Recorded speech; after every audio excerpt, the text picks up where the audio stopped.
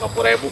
Oke, Boy, di sore hari tanggal 27 Juni. Ini hari ini. Tutup yang kesehatan masih baru. Kapur enggak, Pak Mar? Oh, boleh. Kebun keliling. Kita ada penanaman baru. Kita lihat bagaimana penanaman baru yang lebih Batu bukain. mudah dari yang kita sudah lakukan.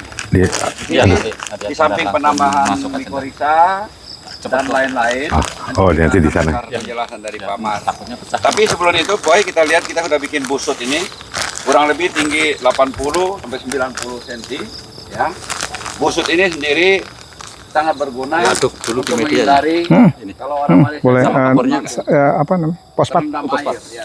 Fosfat ditaruh di Kita lihat bawah. kalau Berapa tanah ini? agak miring, Ah, daerah nanti dari atas 200 gram, tidak 300 masuk di gram. dalam, Ya. kanopi dari busut, ya.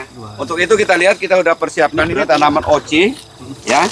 Kita mau tanya Pak Mardianto, Pak, saya ini kan banyak tanam, banyak kita lihat ragam cara penanaman. Tapi saya lihat, Pak, suatu penanaman itu tentu kita mau supaya akar itu cepat berkembang. Di dalam itu unsur-unsur hara itu untuk pertumbuhan awal itu kita lihat kan ada urutannya. Kapan dia bertahan, slow release atau cepat dan lain-lain ya. Nah, Pak Mar bisa bantu ya supaya cara penanaman ini yang lebih sempurna dari kita punya yang sudah ada di sini nih. Kita ini ya. Gimana, Pak? Di samping kita juga memang perlu namanya satu itu mikorrhiza, trichoderma dan ada beberapa lagi. Mungkin Pak Mar bisa jelasin kita supaya kita bikin contoh tutorial supaya teman-teman kalau tanam bisa lebih modern lagi gitu. Ya.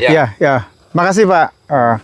Jadi yang pertama adalah saya melihat ini satu tadi ini kan Busut. busut. Nah, busut ini menjadi perencanaan jangka panjang yang menjadi investasi jangka panjang yang harus kita sediakan. Kenapa? Karena awalnya tadi terkait nanti dalam perencanaan yang terutama untuk manajemen pembungaan dan lain-lain lah. Ini salah satu kunci.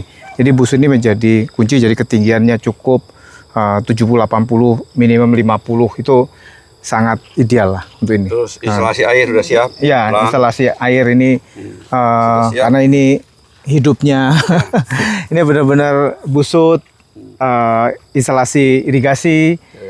Yang kedua cukup tadi lubang tanam karena disesuaikan dengan bibit ya, ukuran dari 80 ya. Ya, ukuran dari 80 bibit. Nah, liter. semakin lebar ya pada dasarnya memberikan ruangan yang lebih ini ya. Iya. Itu yang pertama. Yang kedua bahwa kita tadi kalau sudah bicara tentang ini yang satu faktor kan kita perlu cadangan, kita mengingat terutama fosfat ya, Pak ya. Iya, yang ini ya. Kalau Iya. kita pakai ini benar ya, Pak? Merauke fosfat. Sebenarnya kita pakai Merauke rock ya. Yang fosfatnya ya, Pak, gitu ya. Iya, jadi Merauke fosfat karena nggak ada Merauke rock di sini. Iya, sama iya. SS biasa Iya. dipakai untuk sawit. untuk sawit Sebenarnya ya. di Medan katanya, udah kita Iya, pakai iya. Merauke fosfat ini. Mergo fosfat. Jadi Nah, coba ya. kita kita perlu memastikan bahwa kita memiliki cadangan ya. Karena ini Iya. fosfat ini kan satu unsur yang memang sangat kita sebutnya males ya. Ya.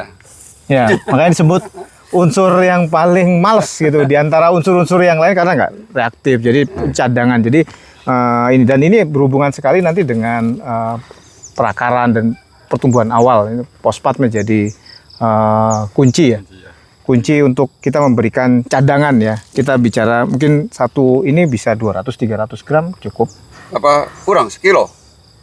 Bisa, akan tetapi tergantung jenis sumber fosfatnya. Iya. Ya, tergantung. Ini dia fosfatnya 24%, kalsiumnya ada 38%. Ini Merauke fosfat. Ya, Merauke fosfat ini kategorinya Medium release. Ini slow, Medium slow release. release ya. Ini slow, Iya. ini slow release. medium release. Artinya Kalau rock lebih lebih slow. slow lama lagi, lagi. lebih lama lagi, Lebih malas Bisa- lagi. lebih malas lagi, mungkin bisa setahun atau 2 Ya. tahun kemudian dengan asumsi itu pun kalau ada pelarut fosfatnya yang bekerja. Ada bakteri. Mikrobanya. Mikrobanya. Jadi di sini ini yang kita benar-benar ini pondasi di bawah karena kita memberikan cadangan untuk fosfat. Yang kedua, kita ngomongkan kita biasa masukkan kalsium, magnesium ini. Sekarang tujuannya apa sih sebenarnya? ini bukan dolomit, ini kalsium karbonat. Ya, kalsium karbonat. Ya, tujuannya apa sih? Satu, kalau ngomongin nutrisinya memberikan cadangan kalsium ya. Karena ini, tapi lebih banyak sebenarnya yang kita butuhkan adalah untuk membuat tanah di sekitar penanaman di awal ini memiliki pH yang cukup ideal lah, cukup ideal. Akan tetapi ingat bahwa pH ideal itu, Pak, itu sangat dinamis. Jadi pH itu potensial hidrogen itu sangat ditentukan keberadaan air, Pak. Jadi sebenarnya kalau kita bicara tentang tanah kering, itu potensi pH-nya rendah itu sebenarnya sangat kecil. Kecuali dalam kondisi hujan. Atau teririgasi berlebihan lah. Itu makanya pH kan potensial hidrogen. Jadi kalau keberadaan hidrogennya tinggi, itu pH-nya akan drop. Jadi makanya seluruh tanah yang banyak airnya pasti kalau dites pH-nya ya pasti rendah. Nah, tapi dalam kondisi tanah kering sebenarnya fungsi itu sangat dinamis. Setelah hujan ya harus diturunkan lagi, harus dinaikkan lagi kan gitu.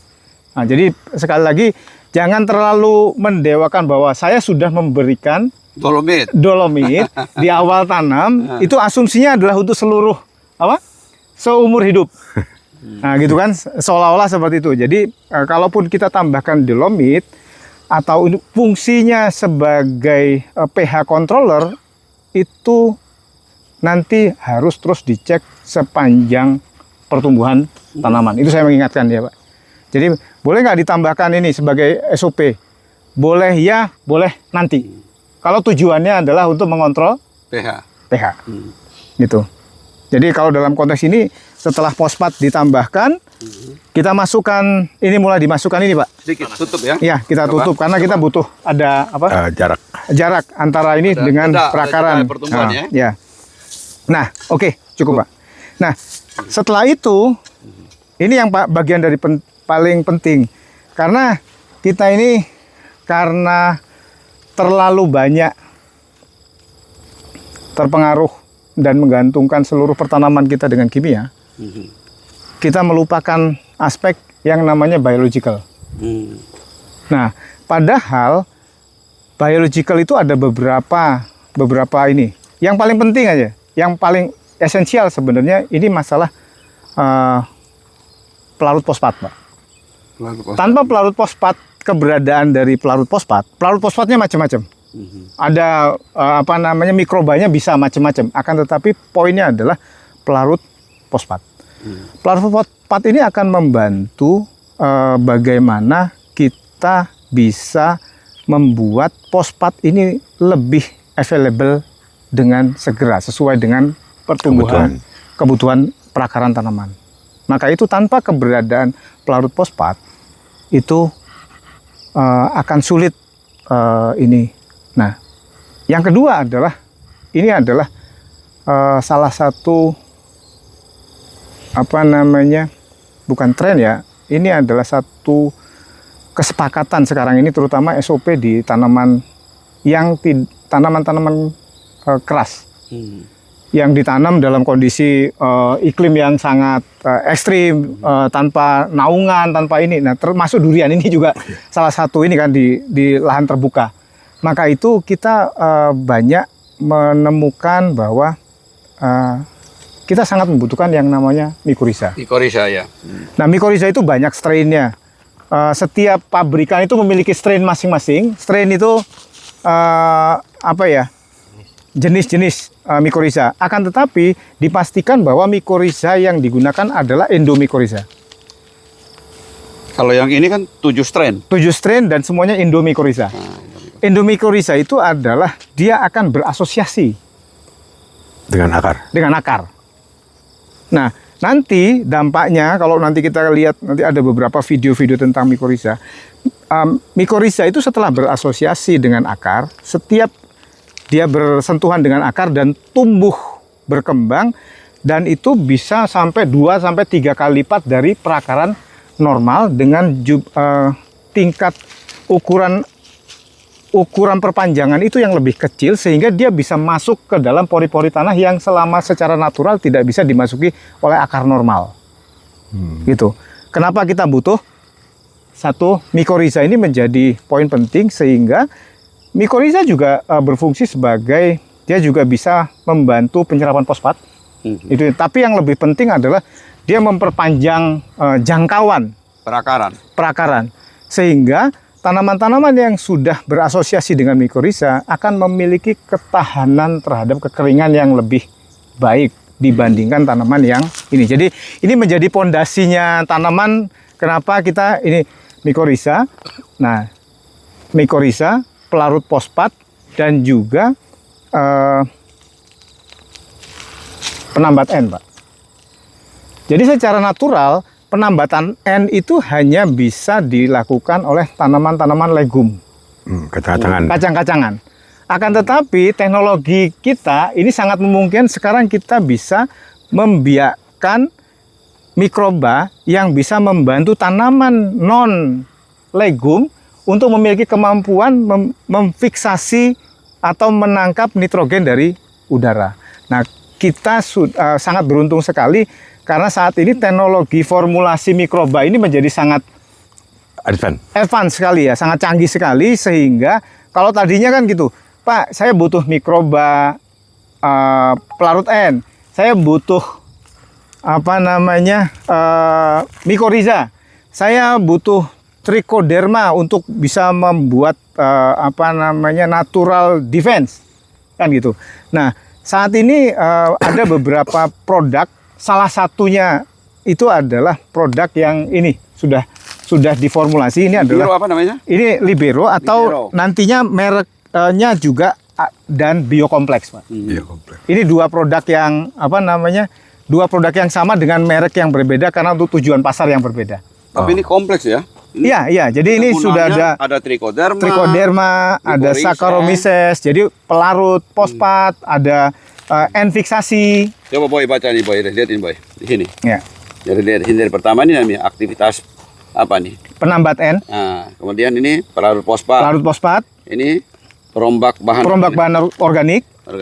Jadi respirasi tanah. Jadi karena memang ada soil amendment dan juga penghasil fitohormon. Iya. Dan juga tentunya meningkatkan KTK. Iya, KTK. Okay. Jadi ini karena ada humic, ada fulviknya, dan merangsang hormon dehidrogenase. Jadi dia meningkatkan ini. Tapi intinya bahwa ini karbon mix di dalam tanah. Jadi ini satu formula yang sudah sangat kita disiapkan oleh pabrikan sehingga teman-teman pekebun durian dan pekebun yang lain tentunya ini tidak perlu lagi mencampurkan beberapa ini. Makanya kita sebut sebagai Libero ini adalah biokompleks. Ya, kalau dicampur kadang-kadang kita nggak tahu antagonisnya. Iya. Ini Boy, coba Boy lebih dekat ini lihat di sini. Jadi kita lihat di sini ada bisa lihat ya, mikoriza 7 strain, ada trichoderma 2,5 strain dan lain-lain ya. Ini ada mikronya tuh. Ya, ada silikanya, ada NPK organik. Ya. Komplit ini, makro, mikro komplit ini. Hanya kecil, hanya untuk memaintain ini. Nah, oke. Ya. Pak Mar, lanjut ya. Yang kedua bahwa tadi kalau kita bicara mikoriza secara itu adalah satu strain, karena strain itu sangat menentukan dia aktivitinya, kemampuan dia bersimbiosis dengan akar tanaman. Yang kedua adalah jumlah spora. Jadi sporanya di dalam per gram ini propargul dan spora itu sampai 20.000 per gram. Jadi kepadatan artinya kepadatan dari si mikorizanya. Nah, sehingga esensinya adalah teman-teman itu cukup menambahkan kalau penanaman itu hanya dengan 50 sampai 100 gram per pokok itu sudah sangat mencukupi untuk pertanaman yang tadi durian. Iya. Jadi ini kalau ini 1 kilo itu bisa untuk 10 tanaman. Langsung tabur apa dicairkan dulu, Pak? Enggak, ini langsung tabur. Yang ini praktis sama ya? barangnya. Iya, ini barang-barang yang sama. Jadi 100 gram kira-kira. Iya, hanya 100 gram. Ini Taruhnya kita di bawah atau di atas? ini kita langsung taruh. Oh, di bawah dia. Iya, ditaruh. Karena apa? Mycorrhiza nanti akan berasosiasi di bawah. Dia Fosfat. ngejar ke Iya, Fosfat tadi ya? Dan fosfatnya. akar nanti. Dan juga bahkan bertemu dengan akar pada saat akar dibuka Nah, Iya. di sini. jadi barang ini nih yang ini ya. Oke. Jadi ini 100 gram per pokok kita ini itu jadi 1 kilo ini cukup untuk 10 10 titik Kalau tanam. pohon kayak begini ya, Iya, besar iya, begini ya. iya. Kalau Ini. yang lebih besar mungkin lebih banyak. Enggak, ini sudah cukup. Cukup ya? Sudah cukup. Kecil besar sama. Iya, iya, karena idealnya itu 50 sampai 100 gram, tapi saya menyarankan 100 gram itu lebih Udah. cukup untuk semua kondisi pertanaman. Itu dia bisa bertahan berapa lama nih? Nah, ini selamanya, Pak. Efektivitasnya sampai 3 tahun. Mycorrhiza, Nah, Selamanya. mycorrhiza. Satu kali aja? Iya, mycorrhiza itu Satu kali aja? Iya. Kalau yang lainnya artinya apa? Inilah kehebatan mycorrhiza. Begitu dia berasosiasi dan akarnya tetap tumbuh, nah. Ya. Ya, syaratnya akarnya tetap Selama-lamanya itu. iya. Saya di sini kasih ini periodik lagi. Wah, jadi kayak boros ya. Enggak, itu untuk akar-akar samping, Pak. Karena iya. Akar-akar samping. Tapi pondasi di bawah ini yang paling penting, Pak. tumbuh. Pak, selamanya mycorrhiza ini kan butuh makanan. Iya, Tadi untuk dinding selnya udah disiapin silika. silika. Ini ada Makanan. silika kok. Iya, makanan untuk tetap bertahan hidup selama-lamanya butuh strigolacton. Iya, Strigolactonnya dikeluarkan dari ujung akar. Iya. Selang, oh iya. Iya. Aromanya Iya. ada nih. Jadi kenapa? Karena ini Makanya ada dipilih endo. Iya. Bakteri Dipilih itu endo. 7 strain apa aja ya? Semua mycorrhiza. Mycorrhiza? Semuanya. Jadi mycorrhiza kan ada strain-strainnya, Iya. dan kita memiliki koleksi strain yang memang sudah aktif. Iya. Karena apa? Tidak. Jadi gini, mycorrhiza ini sangat spesifik. Strain ini hanya bisa menginfeksi tanaman ABC. Strain yang ini hanya bisa ini karena kita dipakai di kemungkinan akan dipakai di tanaman-tanaman yang bervariasi di seluruh dunia. Karena ini kita kita formulasi di Spain. Kita Ini punya dari Spain. ini? iya kita Dari Spanyol ya? Iya, dari Jadi Spanyol. bukan lokal punya nih. Bukan.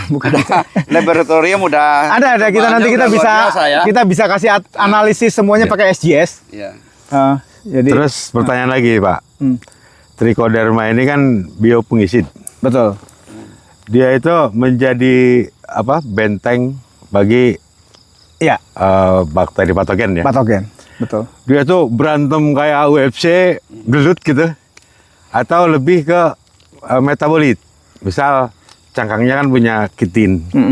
Ketika trichoderma mati, kitinnya itu kan tidak bisa dilewati, atau citosan ya, Ya, citosan. tidak bisa dilewati oleh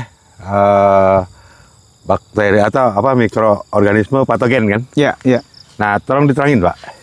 Ya, Di apa mana dia namanya? menjadi biofungisid itu. Tadi Bapak Ya, bilang trichoderma banyak menjadi biofungisida, terutama sebagai kita nyebutnya sebagai penghalang, Pak, barrier. Penghalang, barrier. Oke. Ya, barrier sehingga dia tidak menginfeksi perakaran, Pak. Maka itu dia harus tersedia di sekitar perakaran. Itu yang menjadi sepengetahuan kita berdasarkan riset kita itu tanaman-tanaman ini nanti kalau fungsi trichodermanya kalau kita ditaruh di atas, karena ini ingat bahwa di sini, Pak, butuhnya bahan organik. Oke.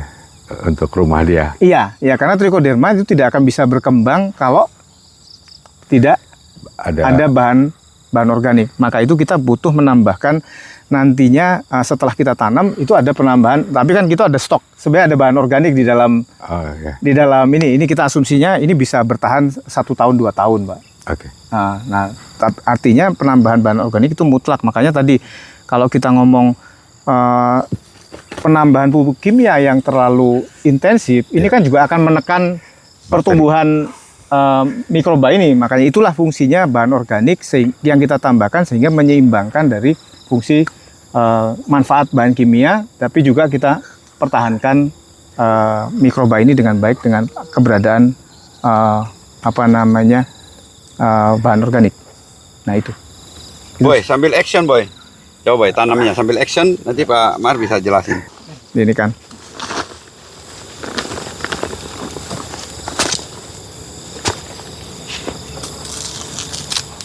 Jadi ini bahan, ini yang udah komplit strandnya.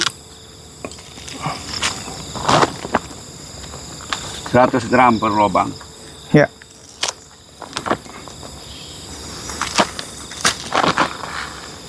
Di bawah sini sebelum dikasih 100 gram per lubang, kita kasih Merauke fosfat kurang lebih 250 gram gitu ya. Ya. Ya, oke. Matahari dari mana? Dari sana ya, oke. Harus dibuka dulu.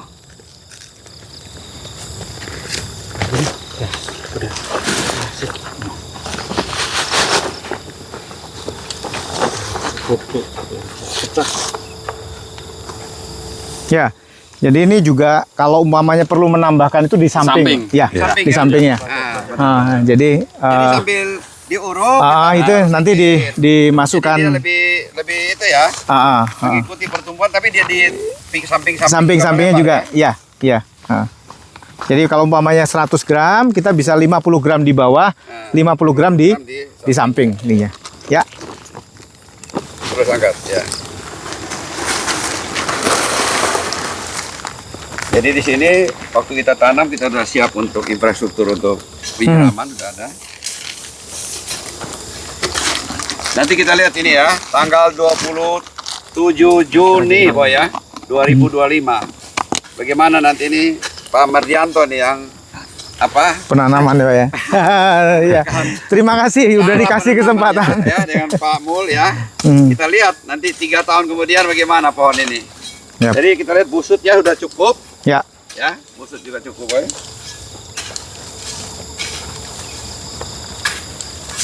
Oke, kita lanjut terus. Nah, setelah ini udah kita yang lain-lain nggak usah deh Pak Mardianto. Enggak, Tinggal untuk sementara penyiraman waktu ya penyiraman aja. Penyiraman. Sampai Penyiraman berapa aja. lama nih kita siapin, kita biarkan begitu. Kita nggak usah kasih pemupukan untuk selanjutnya. Sampai pertumbuhan tunas, Pak. Sampai perbulan tunas. Jadi tunas. kira-kira Iya. 1 bulan ya kemudian. Ya, nanti kita lihat. Patokannya tunas. Iya, patokannya tunas, Pak. Jadi kalau ini sudah ditanam, tadi udah kita kasih tadi yang ini Merauke fosfat. Kita juga kasih tadi ini nama libero ya. Libero. Libero ini komplit boy. Kita lihat sini sudah ada terutama mikorrhiza untuk apa? Iya. Namanya akarnya biar bisa bersimbiosis dan bercabang lebih banyak. Dan di musim kemarau dia bisa apa? Mampu menyerap air ya. Mampu juga menyimpan air banyak. Kemudian ada trichoderma. Di sini juga kan sudah ada silika, ada pupuk organik, ada asam fulvik. Kemudian juga pupuk makro mikro esensial juga sudah ada di sini. Nah, pelarut fosfat juga sudah ada, tadi kita lihat kasih fosfat. Dan yang lebih penting ada penambat N, Pak. Ada penambat N ya. Iya. Ya, karena Ya, bisa membantu. aktivitas penambat N ada ya. Ya. Ya. Oke.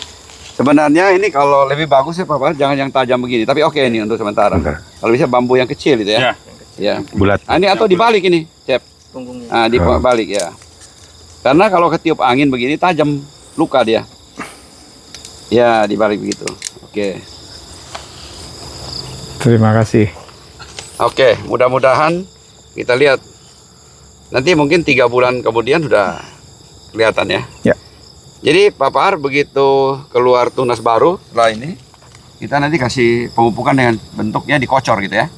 Ya, bentuk kocor ya. Yang N tinggi gitu ya. Iya, Kayak N. plankton. Iya, dan saya minta tolong ambilkan selong. Begitu ya. Ya. Selong, ya. Ya, Oh, selong ini pupuk untuk awal. Oh, ini bukan. Jadi ini adalah pupuk. Pupuknya nggak biasa saja, tidak terlalu spesial. Nah, ini yang penting. Kenapa? Karena di fase awal kita membutuhkan asupan nitrogen yang cukup stabil, Pak. Akan tetapi permasalahan nitrogen itu adalah dia secara natural itu paling available. Jadi pupuk kita kalau kita tambahkan NPK yang paling ideal ya, NPK atau urea, sebenarnya nggak ada masalah. Akan tetapi produk-produk ini itu kan ada dua. Kalau beberapa NPK dia mencantumkan berapa persen nitrat, beberapa persen amonium. Nah, nitratnya untuk kecepatan diserap, amonium untuk panjang. Waktu lebih panjang ya. Nah, akan tetapi sepanjang-panjangnya amonium Paling itu berapa minggu ya? paling itu hanya 2 minggu. Ya. Nah, akan tetapi sementara kita berapa kali sih kita pupuk? Berapa sering? Berapa sering kita berapa pupuk? sering, Menurut kebiasaan di sini seperti Sebulan Kalau sekali. di sini 2 minggu sekali kalau pohon kecil. ya, itu. Nah, kita memiliki satu teknologi yang namanya nitrogen inhibitor. Nah, Nitrogen inhibitor ini kalau dicampur dengan nitrogen itu bisa menahan yang tadinya 2 minggu nitrogen itu habis ke lingkungan, diserap maupun yang habis ke lingkungan, ini bisa memperpanjang sampai 2 sampai 3 bulan. oh, Nah, nanti buktinya apa? Kita coba nanti jangan di tanaman utama. Pak Ridho coba pupuk di pembibitan. oh di pembibitan. Oke. Ya, tapi pembibitan kita. Jadi nanti dicoba, ini nanti saya tinggal dicampur saja dengan pupuk karena ini hanya dibutuhkan per 100 kilo, ini hanya cukup 1 kilo. 100 kilo pupuk, ini hanya ditambahkan 1 kilo. Nah, ini akan menahan terutama nitrogen yang tadinya 2 minggu bisa menjadi 2 bulan sampai 3 bulan. Jadi slow release. Slow release. Nah, slow release. Terus Nah, dia lebih lama. lebih lama. Nah, itu sehingga Bapak nanti kita bisa mengurangi durasi pemupukan yang tadinya dari 2 minggu itu menjadi 2 bulan. 2 bulan atau sebulan lah. Atau 1 bulan. Nah, gitu. Nanti kita dicoba yang paling gampang membuktikan ini di pembibitan. Ya. Karena kan kita bisa ngelihat nih. Bisa. Nah, nanti kalau hijaunya itu masih naik terus berarti nitrogen masih available. Iya, Pak. Ya.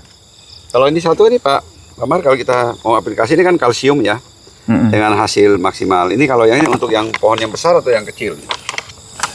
Ini tadi tergantung kebutuhan kalsium karena ini kan kalsium dalam bentuk apa namanya? Ya, soluble dan juga bentuk tersedia, Pak. Jadi ini kita apa namanya bisa diaplikasikan dengan drenching maupun spraying. Tapi ini spraying dengan 1 gram per liter air. Ini cukup memenuhi kebutuhan defisiensi kalsium yang ada di ini. Ini memang kalsium plus ya kita sebut. Plus, ya. Kalsium untuk apa namanya di tanaman durian. Ini untuk seluruh fase sebenarnya karena kalsium juga dibutuhkan bukan hanya fase vegetatif tapi juga di generatif pembuahan. Ya, di pamul kita lihat juga panas. Kita kadang-kadang kan kita lihat tanaman kurang kuat ya. Kita kasih untuk daya tahan tanaman itu kan kita perlu namanya kan asam amino. Asam amino. Ya, kita lihat ini ada satu jenis asam amino, amino strong namanya. Ini untuk membantu supaya mengatasi stres tanamannya akibat cengkeraman abiotik ya. Dan biotik juga bisa kan? Kalau di insect fumi merusak daun kan dia stres. Ini juga bisa. Iya. Nah, ini salah satu selain asam amino, kandungan dari asam amino ini keunggulan dari produk ini kenapa disebut amino strong? Itu karena dia menggunakan chitosan, Pak. Chitosan yang tambahan chitosan dan juga siwit. Rumput laut ya? Iya, rumput lautnya berfungsi sebagai biostimulan dan chitosan ini bisa kuat sel dari jaringan dari daun dan tanaman sehingga selain fungsi asam amino tadi untuk merecovery terhadap stres yang ditimbulkan oleh panas maupun dingin berlebihan. Nah, ini juga bisa berfungsi untuk meningkatkan ketahanan tanaman terhadap serangan penyakit. Ya, chitosan ini mungkin terbuat dari kerang-kerangan dari kepiting atau dari udang atau kalau dari rumput ekstra jamur ya.